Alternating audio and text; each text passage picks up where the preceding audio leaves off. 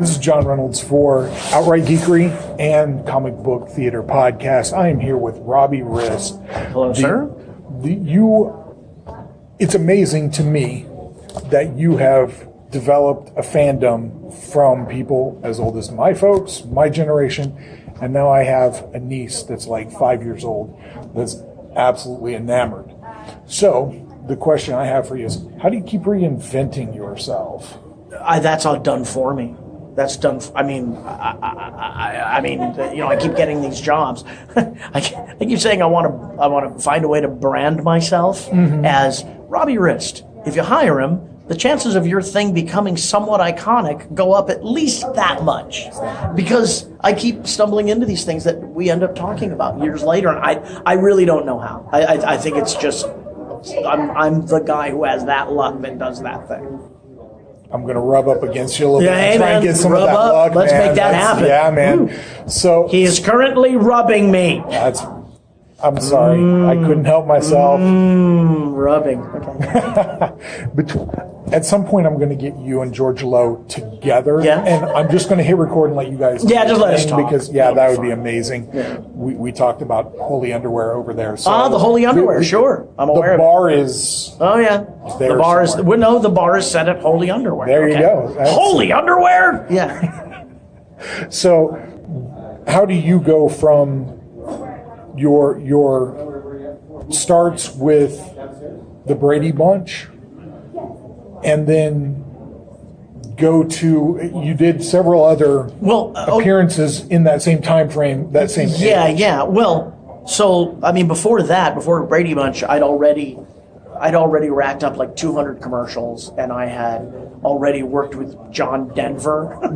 I'd already worked with Dick Van Dyke, Mickey Rooney, all these crazy people by the time that happened. And even at the time, Brady Bunch it was a top 10 show, but it wasn't what we see now. Right. You know, that sort of the fandom of it really took off in like the 80s. With the advent of VHS and Nickelodeon and right. And syndication. some of these people, once we live in a world now of immediate access. In the 80s, immediate access was this incredible novelty. So there were people that were watching those Brady episodes 3, 4, 5, 6, 10, 15, 20 times. Amazing. And I think it might be Star Trek probably is the first thing that really establishes a culture-deep fandom. Right. Brady Bunch comes next. Oh, yeah. Brady Bunch is, like, once there's the Star Trek conventions and all of that stuff, Brady starts rising up. Oh, yeah. And in that time, though, I'd been doing, on my IMDb page, there's a lot of stuff on there. So, like, I did a lot of, like, I was guest star for entertainment. Right. Basically. Right. Well, and one thing that I'm noticing with everybody that I'm interviewing, whatever level of success you have, I know you say that you've fallen into a lot of it. It sounds like it's a lot of your persistence and willingness to work. Well, you have to hustle all the time. Right. That's primarily what that job is. I tell people all the time who are getting into entertainment, the audition is the job. But with the job is easy. If you can get the job, right. The job itself is actually rather simple. You just show up and do what you did in the audition. Right.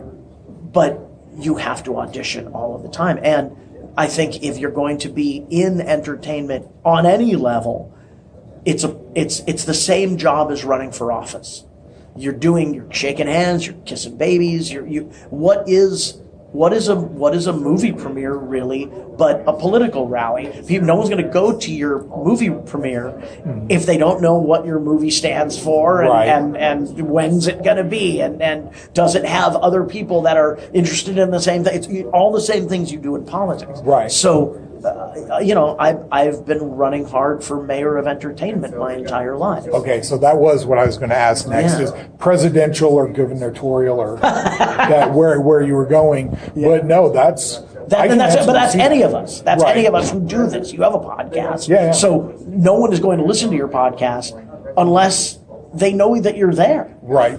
And probably in a universe of nerdery podcasts, of which I have one called The Spoon, where it's very similar. The Spoon. The Spoon, yeah. So just real quick side note, any kind of correlation with the tick?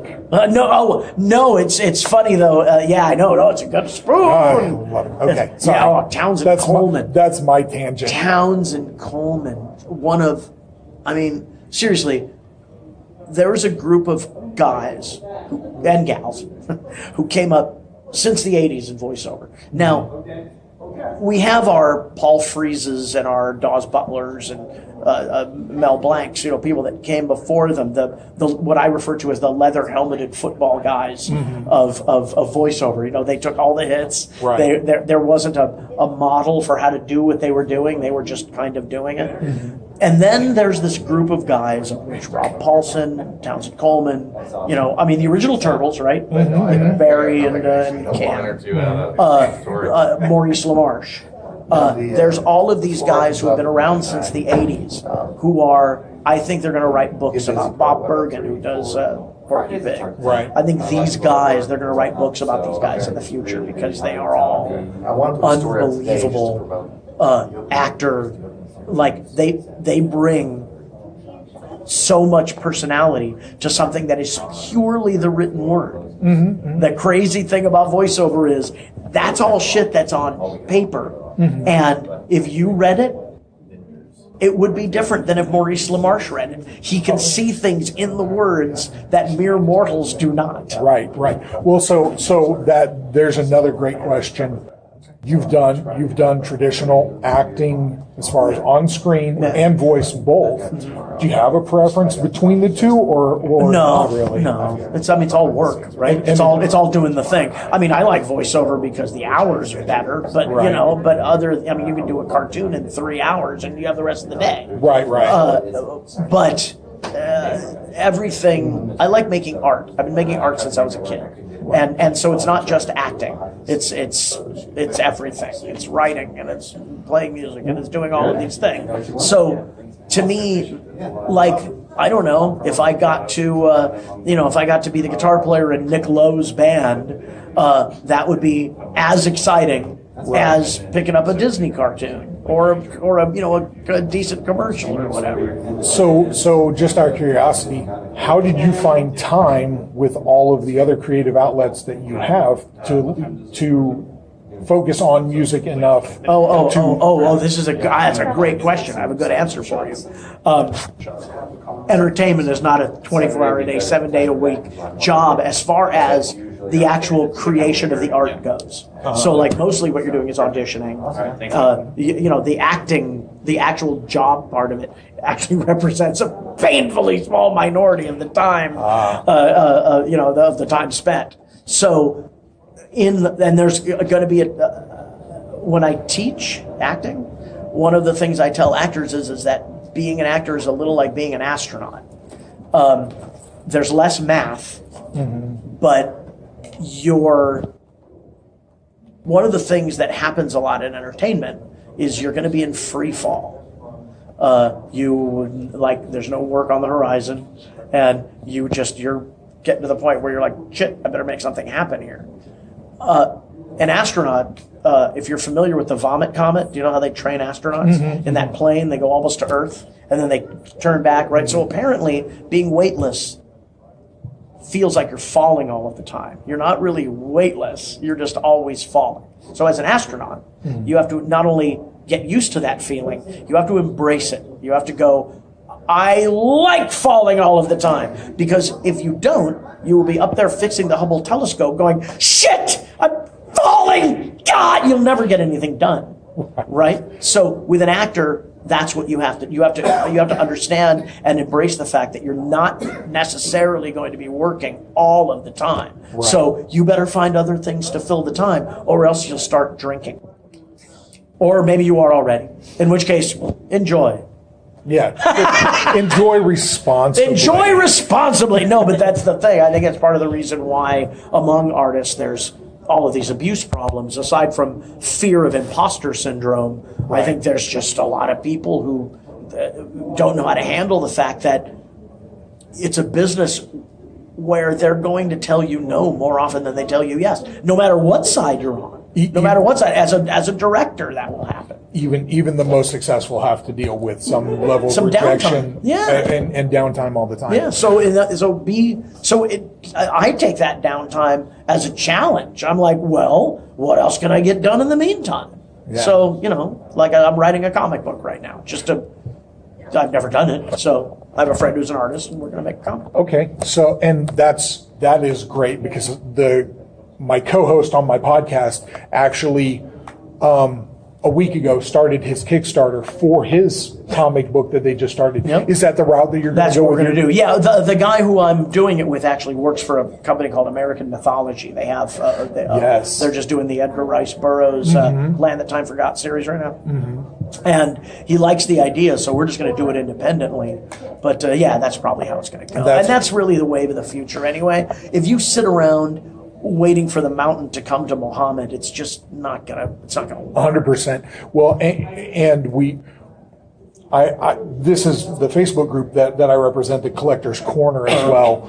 And one of the gentlemen who is I finally have a collectible figure. So. Yeah, Dogan Doggies from Valerian. Oh. I did one of those. So I finally have a Funko out. Very nice. Yeah, I'm very happy about that. Like, I hate watching the other. It's like sitting in the sandbox watching the other kids play. I want a toy too. No, I don't. I'll never get a Funko. That's my goal now. I want a Funko for me. I don't know how that'll ever happen, but you just gave me a life goal. There, see. So I'm glad we met. So me too, absolutely, because I know we're running up against it. Yeah. So the other thing that will be interesting to our audience is your involvement with Sharknado. Yeah. Give me something as far as a memorable story from. I've known the director Anthony Ferrante. I've known Anthony since he was in his 20s, and once he started he made a bunch of independent movies before making the Sharknado things, and it's actually been a progression. He started making his own little indie things, then he got associated with the Asylum. So he did a movie called Headless Horseman for them, and he did a movie called Hansel and Gretel, which was they do these things they call mockbusters, which are low budget versions of big. Yeah, so he worked on that, and through all of his things, I've always worked on music with him. And I was in 2006 trying to sell an independent movie of my own at the American Film Market in Santa Monica. And while I was there, I passed by the Asylum booth, and they had this poster that was the tornado with the sharks in it. It said, "Sharknado, enough said." And the 7-year-old in me lost his mind. I was like, sharks and tornadoes? Are you kidding me? This is amazing. So, I knew nothing else about it other than that. So Anthony and I were working on Hansel and Gretel, and he goes, I've been offered this other movie from the Asylum. I don't know if I want to do it. I'm like, oh, what? And he goes, it's called Sharknado. And I remember jumping out of my chair and grabbing him by the lapels, which Anthony's a very reserved kind of guy, so he spent a good couple of seconds looking at the fists that had grabbed him by his shirt and then looked at me like, maybe you should let go now. And so when I did, I said, Anthony, I don't know why, and I don't know how, but I really think you should direct this movie. And now I don't think my decision affected it one way or another, but I knew with a name like that, with just the title, because the way I describe it is Sharknado says more in 3 sentences than A Trip to Bountiful does in 4. Or 5. Yeah, 100%. You see what I'm saying? It's 100%. all, you don't have to guess what Sharknado's about. You know what you're going to go watch. Absolutely. So you're not going to watch a bunch of English people sitting at a table going, "Oh, what?" That's not high theater. That's it's my theater. That's comic book podcast. So good. And then he needed some songs done for it, and he's like, "I can't really pay you very much, but you want to be in it?" And I'm like, I'll do the job. And then he just said, "Look, just write your dialogue, just wing it." And so all the dialogue in there is just me and Ian just going, what do you want to say here? So I couldn't be, I'm grateful, man. There's so many cool things that I have purely totally lucked into. Right. I mean, I'm not saying I'm without ability. I got skills. That's fine. But these things, they're just little weird lightning bursts. You know, I mean, I do lots of work, so I'm not saying that my, you know, that I have no skill. I'm just saying that these things that I keep stumbling into, that here we are years later, we're still talking about it. Yeah, absolutely. You know? And part of it is, I think, definitely with the Sharknado thing, I love all that genre stuff. I love B movies, and I'd rather watch something made for $800,000 than watch something that was made for $80 billion. You know, it's like there's a lot of room for error with a budget like they have for like Endgame. Oh, are you kidding? If that's not going to be a $1 billion+ movie, even if it's great, there's still hope. They're going to throw every resource they can at that thing to ensure as many butts in the seats as possible. I would rather watch a movie where I go, this is for me. I don't know why. I don't know this person. Right? We didn't go to high school or anything together. Why am I watching their movie and I'm responding like this? Yeah. You know, I'm a huge Human Centipede fan. I think those movies are the most important films of the last 30 years.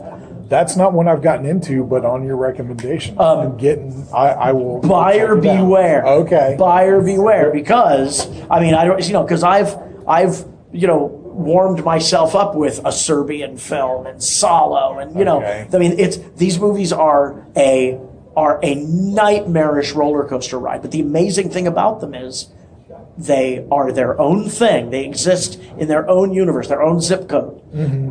And that is how I think you establish your own zip code. That's how you succeed. Oh, absolutely. That McDonald's has its own zip code. Absolutely. It's a big goddamn zip code at this point. But it is. But it is, right. So this guy has his own, whether you like his movies or not, his vision is his. Right. It's uniquely his. And if you can take what I think the reasons are for him making them, I think his entire ethos is about, oh, you wanted something horrifying? Well, how about this then?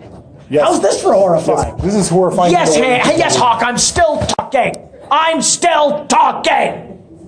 You had your 15 You had your minutes. moment. Jesus. So anyway, but yeah, they're horrifying. I mean, some of the imagery is like, good. Even as a genre fan, on 2, there were a couple of occasions where on my podcast, The Spoon, one of the co-hosts, Tom Bowers, he always refers to this thing he calls video rodeo, which is a movie that is horrifying you so much that you have your hand on the remote going, I'm going to turn it off. I'm going to turn it off. And just until the last moment where you're like, I gotta bail. So they're total video rodeo movies, especially too. Right. But I think they're important. Right on. Right on. I will look into that, because that's one is actually just a pretty much straight ahead mad scientist movie, which is completely tolerable. 2, the funny thing is, in 2, the ratings board asked him to put it in black and white so it wouldn't be as horrifying. And the crazy thing is, in black and white, it's so much worse. You're just awesome. Like, oh my Lord. Yeah. So anyway, but that's what it is for me. It's not about the big budget movie. It's about the thing that makes me go, wow, I thought something. I felt something. I think the main reason we have this big superhero phase that we're in right now, aside from the fact that we have the effects to pull it off. But I think part of it is for the same reason that Busby Berkeley musicals were so big during the Depression, is that we have so many unhappy people in the world right now that going to see a superhero movie lets you disappear into that for 2.5 hours. Right. Well, and people feel a little powerless too. Completely. And so that makes it, regardless of, that's not even a political statement. That's just the way people are in the world these days. A lot of people feel powerless, and going to see them gives them that 2 to 3 hours of, man, I was on the winning side this. Whichever side I'm on the winning side. Yeah, this I get time. that. So. Well, I really appreciate you taking the time with me today. If you want to, do this over Skype, whatever, at some point. That would be rock and roll.